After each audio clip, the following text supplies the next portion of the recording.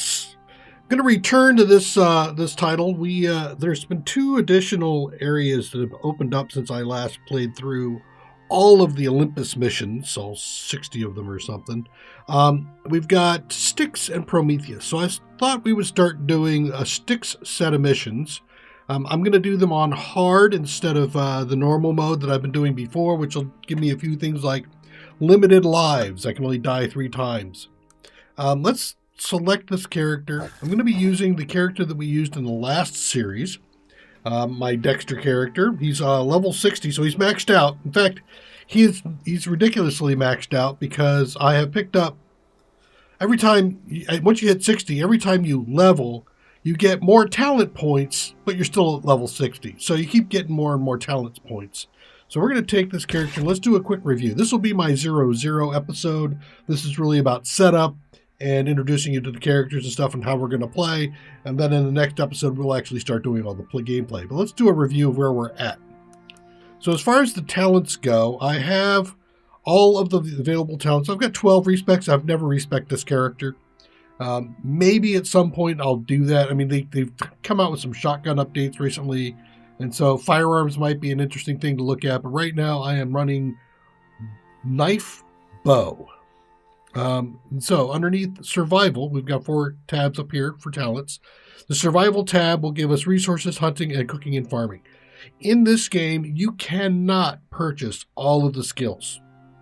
You can only purchase a subset of them, and it's about a third, I think. It feels like a third or a quarter of the subset of stuff. This is also a multiplayer game if you want to. I'll be playing it solo. So underneath the resources, I have purchased lumber yield and lumber or wood breakdown to turn wood into sticks. And I've also purchased the seasoned logman, which automatically gathers wood from chopped trees. These were just incidental purchases to get me here because I don't like having to search around on the ground every time I chop up a piece of tree. Every section of tree that you chop up, there's sometimes up to 5 of them. It breaks off anywhere from 1 to about 5 pieces of wood that then you have to hunt around on the ground for, and I don't like that. I want to just have it automatically picked up. Over here on Rockstar, I got 10% mining bonus, which then sends me into a 5% additional chance of resources when mining, into 10% carry weight reduction. These purchases up in here, this one also being weight capacity, anytime I had a chance at weight capacity, stamina regen, or movement, I prioritized those. And in solo survival, it is going to be about stamina, it's going to be about movement, and it's going to be about carrying a lot of stuff back and forth from where you're harvesting to where you're set up your base. So hence, I've increased my capacity weight by 20% here. And then this waste knot is really just a point for getting me to where I can buy the next level. There is a block as you progress down the list. If you don't buy enough points at the first level, you can't get to the second level. So it unlocks the ability to turn wood, but there's a little chevron there. And when you buy enough of those, then you can get into the other chevrons so you can get further down. So sometimes you have to just spend a point to get further down the tree. But here I bought the slinging of stone to reduce the carry weight of stone. And also I got dense packing again. So I get another 20%. So I have 20% there. I've got 20% there. I also decreased the carry weight of ores in my inventory. I leveled this one up because I often carry both stone and ore, and I just wanted to make sure I had both.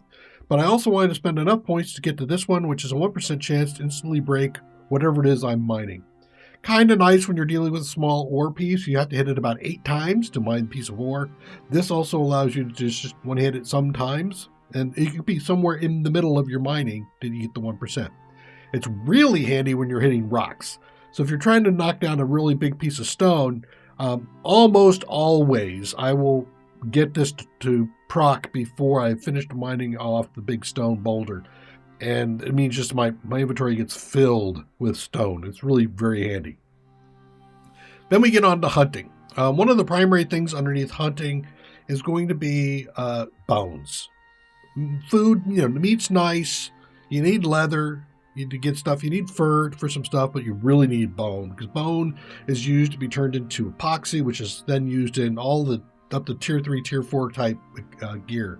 So that's really going to be key. So I got a point here in butchering animals to get better yield. I got 3 points in maximum stamina. I mentioned earlier that stamina, movement, and carry are going to be priorities for me.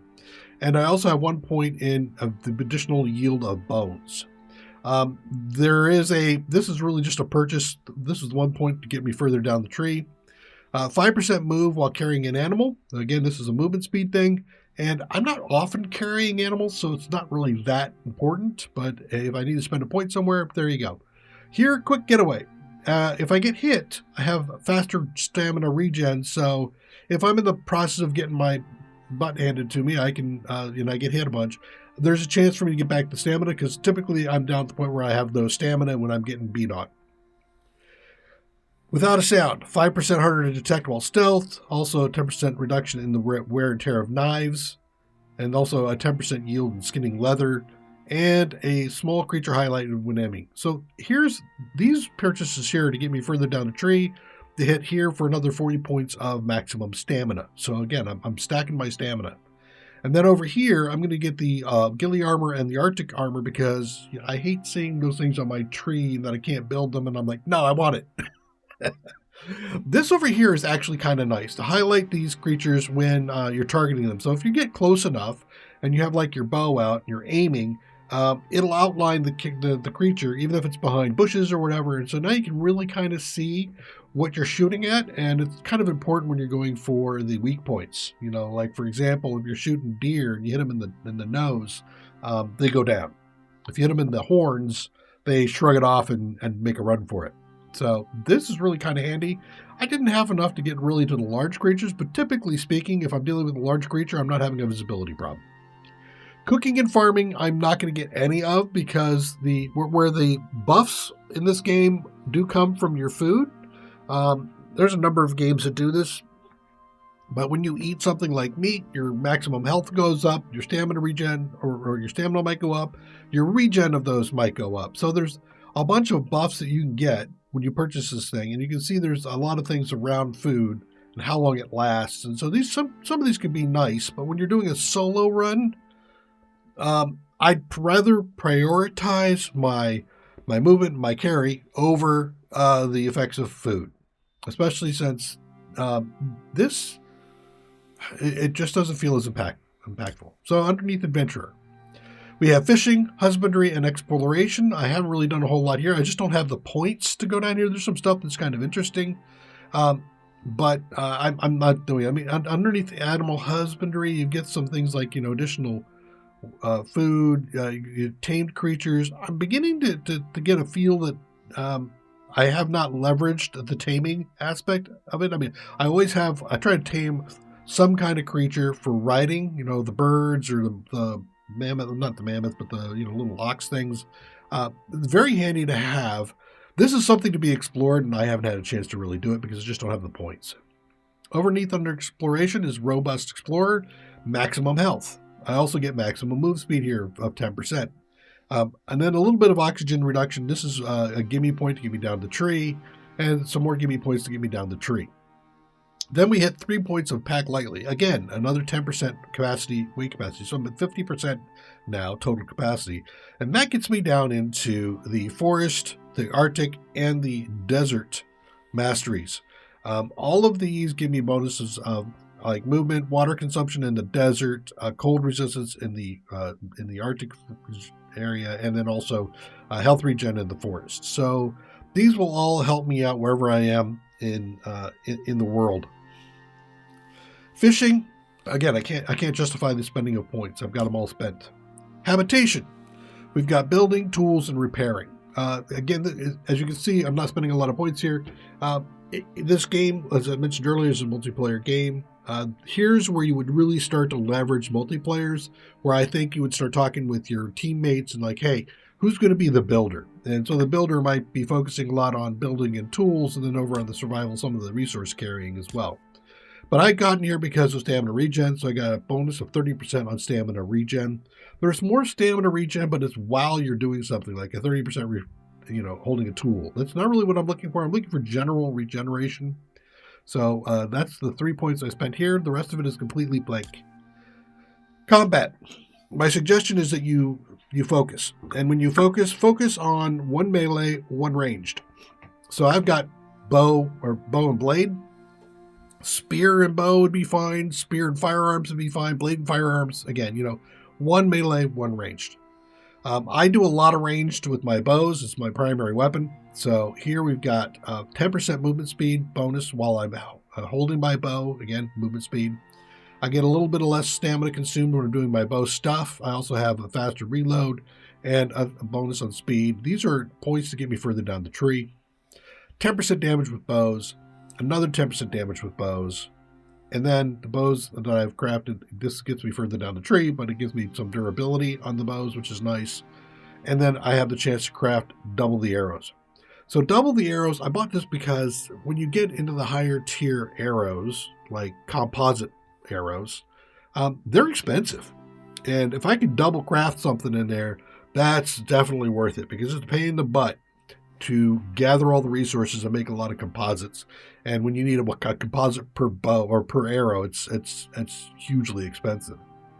Soft spot, we've got 15% critical damage with bows here, and then we've got additionally a chance to slow when I hit. So I will often be maneuvering when I'm using my bows. For example, if I'm fighting wolves, I usually try to take them down before I get into contact, but if I have to fight them and I'm trying to use the range, I'm going to be doing a pullback. I'm going to do retrograde on them. If I'm fighting bears, I'm going to do a charging kind of thing where I will back up, shoot a couple of times, try to hit them in the nose and the face where they've got the weak point. And then when they close in on me, because they're faster than me even with all the bonuses on, I will then charge at them, and they really do a good job of modeling the bears, because the bear's attack and move has momentum. So when I run past him, he can't stop and attack me quick enough. So he runs past me and does an attack past me, completely missing me. I'm on the other side, and then he rubber bands back at me again, and I shoot him a couple of times as I pull back, and he gets close, I jump and run the other side. So I go back and forth. Slowing him down is beneficial for the purposes of retrograde, but it can complicate my life a little bit when I'm trying to run past him because I might have slowed him down enough for him to get a hit off on me. Over here is twice the fun. Gives you a 15% chance to fire an additional arrow. This really feels like it happens more often than 15%, but that's just perception biased. Very nice. It gives you basically a 15% chance to do double damage. And then over here on soft spots, if I do get a crit, I get a 25% bonus. And then we get down into the mastery stuff. I get 3 points in supply and demand. So again, I get 10% additional damage with this. And I want to do as much damage on every hit as I can. And then homing instinct gives me a chance that the arrows will self-correct a little bit in flight. So as long as I'm pretty close to what I want to shoot at, the homing instinct will give me a little bit of a bonus. So think of an aim assist on Xbox. And then pinning shot will give me a chance to actually immobilize something. I have very rarely seen this. And actually, I think I see it once in the first episode. I'm actually re-recording this because my audio went south. But I think I saw it once in like the first episode. But it's something I almost never notice, even if it's happening. Over here on their blades, I've got, again, 10% aim speed with knives. Yeah, it's a point I needed to spend. 3 into the running with knives. So again, I have movement speed, 10% movement speed with my knife. So if I have my knife or my bow, I have a 10% movement speed. And then over here on swift stab, I have a 15% attack speed with the knives, because if I'm going to be attacking with the knife, I need it to go quick. Shoot, shoot, shoot, shoot, shoot. I need it fast. And then also a reduction in cost on the actions for the knife. If I'm doing the bow, I'm not so worried about the stamina regen. There it is. With the easy draw. But if I'm in knife fight, I need to do it fast. I need to do it hard, and I need to do it lots. Reinforced blade gives me some durability. There's some like the stone knife. Holy crap! I mean, you can use it once, and then you have to repair it. But once you get up into steel and titanium and stuff, you can really use your bows for a while, especially with this durability. Heavy hand gives me bonus damage with knives. Yes, please. And then deadly stab gives me crit bonus with knives. And again, since a lot of the times the crit location on a monster is on the front, on an animal, So like, for example, dogs, if you hit them in the face, you get crits. So that's very, very handy. And then down here, we get Silent Blade. So if I got this thing equipped, I have the chance to sneak past. Often I'm just wanting to get to an objective. I'm not so interested in just killing everything along the way.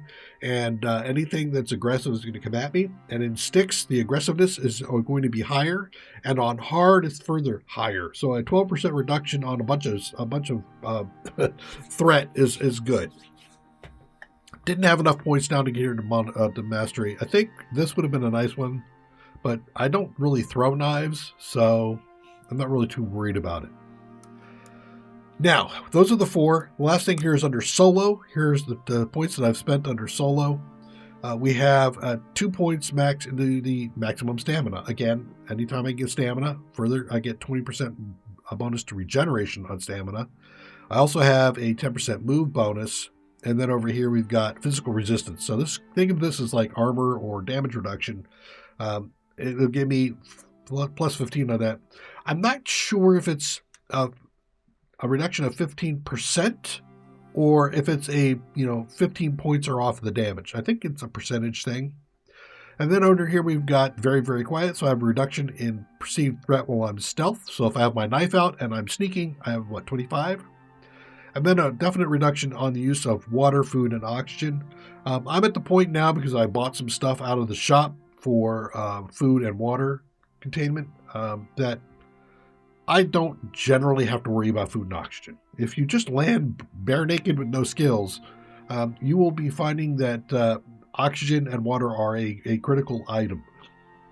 But we'll see how we can mitigate that later. Underneath the big 3, I get a bonus yield off of felling trees, nice mining stone, nice, and harvesting. So that's fiber yield. This is all nice stuff to have, and again, I think I just need to spend some points. And then we've got over here, but we'll come there in a second. Then we got increased health, so I got another bonus of 100%, or 100 points on my health, plus regeneration. And then I got some bonus food effects here for the point to spend to get further down the tree. And then I have a 25% weight capacity, so I'm at 75%, so I'm almost double my total weight capacity. And then I've done a point in mobile stockpile reduction to reduce the weight of wood, stone, and ores because I'm frequently carrying full stacks of this. And I'm at the point now where I can pretty much have my backpack, which is a larger backpack, completely full of stuff and not be overweight. And then we've got basic moves. So while I'm carrying anything in my inventory, all the buildables will weigh less. So it is not uncommon for me to take a 1x1 or a 1x2 building for like the floors, the walls, and the ceiling with me when I go somewhere, so that if there's a storm that pops in and I'm not quite in a place to go to cover, I can build my cover. I've also used those as pillboxes so that I can get in to an area where I think I'm going to be outclassed in a fight. I can put up my pillbox and then hide inside for a while. And if I can't keep up with the repairs, I might have to pull down a wall or go out the door and make a run for it. But this will reduce the carry cost of all those because they're pretty heavy. On the end here, we've got heavy hitters, so I get a bonus of 10% melee damage. I get a bonus of 10% reload speed and 10% damage on my bows. I have also a bonus of 10% on knives. I've skipped these two because I'm not doing these two. I'm not doing spears and firearms. If you were doing one of the other combos, switch these over to whichever combo you're using. And then at the end, I get to see animal health bars. This is kind of handy because it also gives you a chance to see where animals are. So this is a detection method more than it is an information issue for me as far as where their health is at. It's nice to see that I've got something down to about half, where that I hit something and the bar barely goes down. I know I'm in for a really tough fight. But the real issue here is when I'm running across the world, sprinting across from one place to another, not having an early warning method to see creatures means that you get ambushed a lot. This makes it so I don't get so ambushed. All right, so now with that done, the next thing we're going to look at is we're going to look at the loadout. Or actually, let's take a look at the workshop to see what we can buy.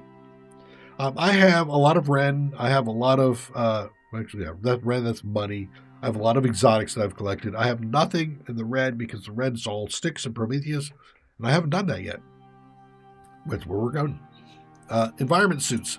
This used to be one big tree. I really like the new layout that they have here. So I've got myself down to the Luna environment suit for I lose 5 inventory slots, but I compensate that with the suit modules, and then I get a +1 oxygen, +1 water. There's some others that are decent, depending on what you're going to do.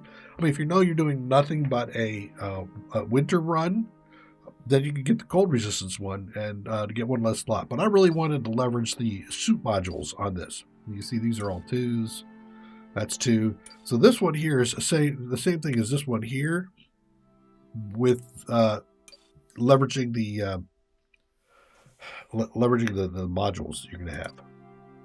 Armor. I dropped down with 1 armor. These armors came out later, but this is the armor I have. So this is the CX400. This set, you can see there's a bonus set there. 1% chance to instantly fell trees, 1% to instantly break mineral ores, and 25% yield. So when I'm first down and I'm trying to mine, I have double the chance. I have 2% really chance to auto mine any kind of ore or stone or anything like that. The instantly felling a tree is not as nice as it might sound. When I'm hitting a big old rock, every single hit gives me a chance to harvest the entire rock. When I'm dealing with the tree, however, there are times where, like, I might be hitting I've felled the tree, I hit the stump. An auto yield on that only auto yields the stump. The entire tree that has been felled no longer is a single unit for this purpose. And then when I start breaking the tree down, I'm not saving nearly as much as if I would with a hammering a rock. So generally speaking, instantly felling trees is not an objective that I usually go for. However, I am looking at the overall physical resistance. You can see there's 5% there, 8, 2, 15, 16, 17, and 8 more, 25%. So I have 25% physical resistance plus the 15 from before. So I can take kind of a beating in this and still be okay. It doesn't mean that I can sit there and go toe-to-toe with like a bear. A bear is going to knock me down every single time, no matter what I'm doing, unless I play games with him. I just can't stand to fight him. And then we've got cold and heat resistance in this. This is not the best cold and heat resistance, but it is the best average cold and heat resistance. So depending on when I'm going down, this is a jack of trades kind of setup. I get less rate on pickaxes, which is huge because when I first go down, I go down with 2 pickaxes, and I want to go right in to start harvesting all the high yield ores. So like I want to be able to harvest titanium. I want to be able to harvest platinum. When you first drop and you make the very first stone pickaxe, the only thing you're really going to be able to mine with the stone pickaxe is going to be iron. And you need to start upgrading before you can start getting all the better stuff. I think you can get a copper too, but you can't get things like gold. Then we've got the reduction on axes. Really don't care about it. In fact, when I drop, I make a stone axe, and I probably run with the stone axe for a good portion of my run because it's a few more hits, but it's just not worth it. And then we got exposure resistance, so if I get caught out in a storm somewhere, I have a little bit more time to deal with it. Very good set of armor, I like it. Then we get over to backpacks. I have purchased the Gatherer's backpack. You can see there's some locks in the way. I was able to buy this before they reset or changed the path, the progression on backpacks. And so I grandfathered into the Gatherer's backpack. I would have still worked up to it if I couldn't, because it gives me 6 inventory slots. You remember I was -5 before? Well, now I'm overall +1. And I get a carry weight reduction on ores and wood. So, I can really stack up on a whole bunch of iron, copper, platinum, and run around the world without having to be slowed down. Module-wise, I've bought the add lifts for additional weight capacity. I've also bought the Patcher 2 for additional suit slots, so I'm up to +7 suit slots now. And then I also have another 3 here with the Patcher 1, and I also have the movement speed. I can put in 3. So the Patcher 1 is the one I leave out. So I get 10% movement, I get 6 more slots, and I get a weight reduction. Or an increase, whichever way you want to look at it. There's another one in here that is of interest to me. Seeing world bosses on the map might be nice. And then here's this, the animal highlighting module. So if I bought this, I could use this and replace and get maybe, 2 points back, because I got small and medium already purchased. So I could use this instead of spending the 2 points underneath, I think, the hunting tree. As far as gadgets go, What I think is good, the very first thing you should be going for is the canteen and the oxygen tank. Both of these carry far more than most of the stuff that you're going to be able to craft. I usually run these for the entire run. I never swap them out. It's nice to see that if I use some additional of the new resource, which I forget what it will the highlight tell me? No. What is that? 50 and 200 on use? Warm, and it gives me warming modifier. This gives me cooling modifier. So it's basically the same, except I get a warming or a cooling modifier. That's actually pretty nice to know. I mean, there's a point where I might want to do one or the other. 20% regen and 5% exposure resistance. So that looks pretty good. So that looks like it's an upgrade. Provides a fresh air modifier for 20 seconds. I suppose you have to use it to get that? Or is it just always in your inventory? That's an interesting item to take a look at. I got the base axe if I want it. I don't use it. Underneath pickaxes, I did get up here where I've got the shoe. And again, you can see through the path that I think I grandfathered in here somewhere, but that's cool. There's pickaxes over here. This is the one I generally save. I use this one up right off the bat. I use it for everything.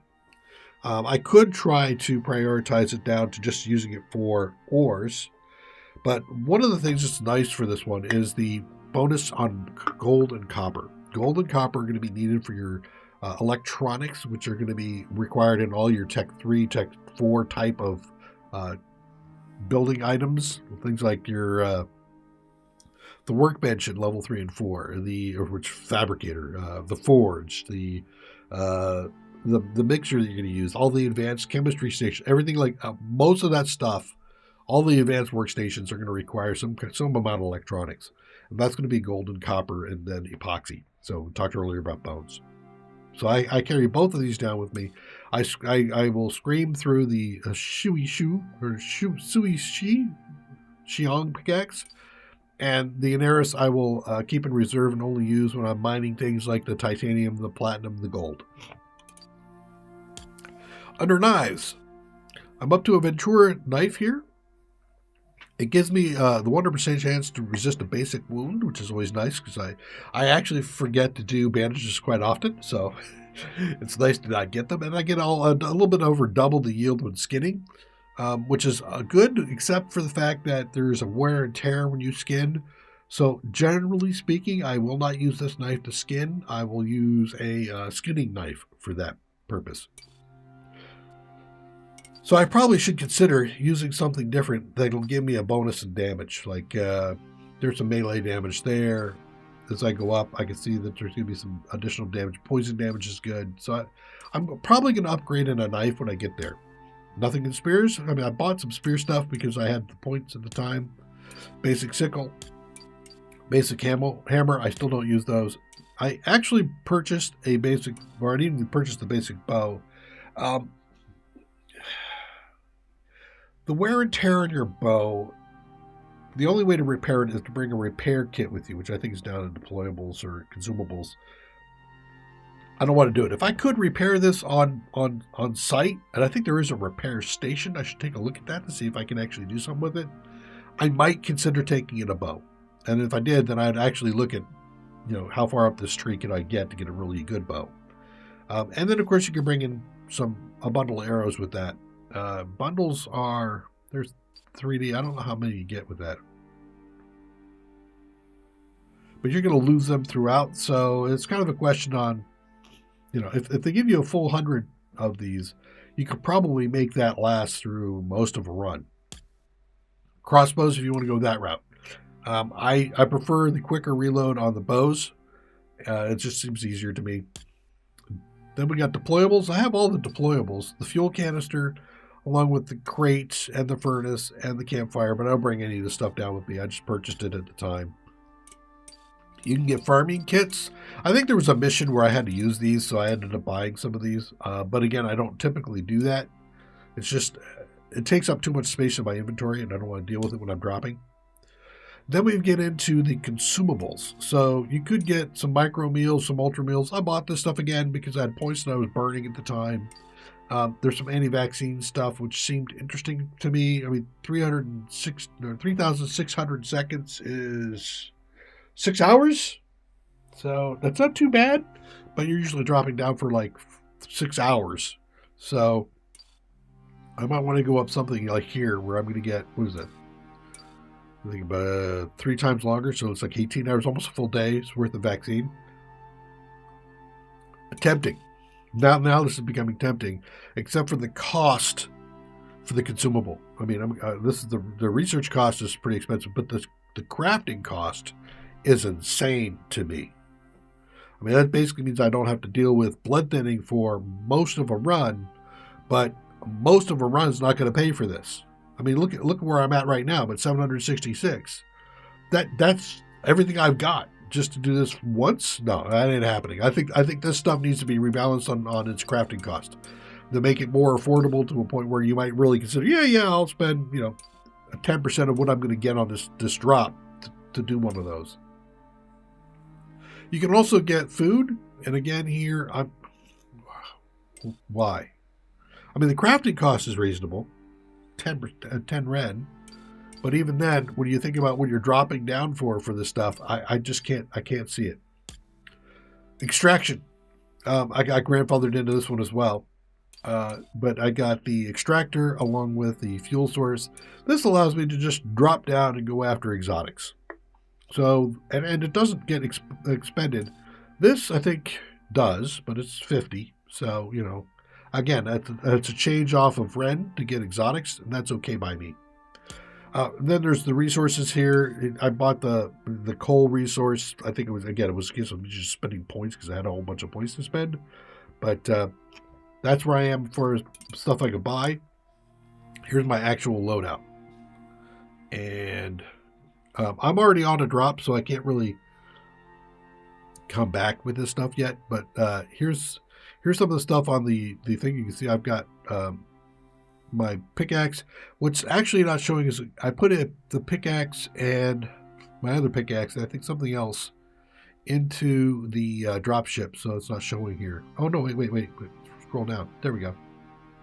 So I've placed the Xiong and the Shui knife into the dropship because I have used them up, and when I go back home, anything in my dropship comes with me as far as stuff I've purchased. If I put a stack of stone in there and go up, I lose the stone. The stone doesn't come with me. The only thing that comes with me is my gear. Note, even exotics in your dropship will not come back with you. You have to get an exotic dropship down and put it in that and send it back up to get the exotics. So don't be sticking all your exotics in your drop pod. So I've also purchased over here, you can see I've got that player tracker module. I don't use it because I don't play with other people. I have no friends. We've got the different backpacks. We've got the different suits that I'd purchased as I leveled up. And also we've got the other knives as I leveled up as well. This is the Ventura, and this is the Shui.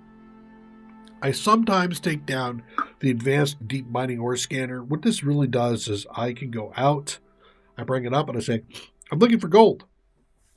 And it will tell me which direction is the nearest deep mining node for that. So the deep mining nodes are different from ore. Ore is just a rock on the ground. You hammer it, you get your iron, your platinum, your whatever.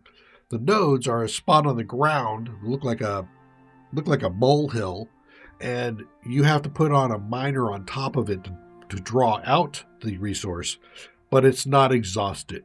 Not like once you hit the node, it's gone.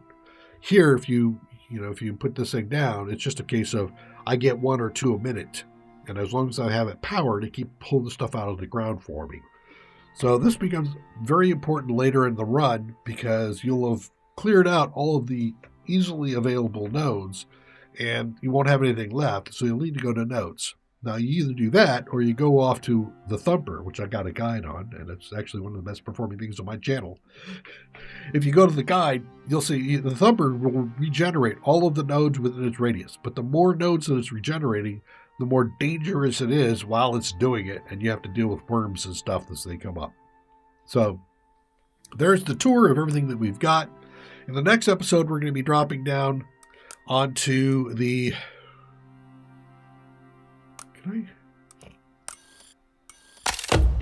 We are going to be dropping down on this mission right here, which is the expedition mission. I'm already there. In fact, I've recorded up to 2 episodes on this, and I've run for quite a bit of time. I have underestimated this. When I first dropped down, I thought this was going to be a quick, easy run. Because it says it requires tier 1 stuff. My ass! Come watch episode 1 and 2 and find out why I say that. Thanks again for joining me. Take care. Bye-bye.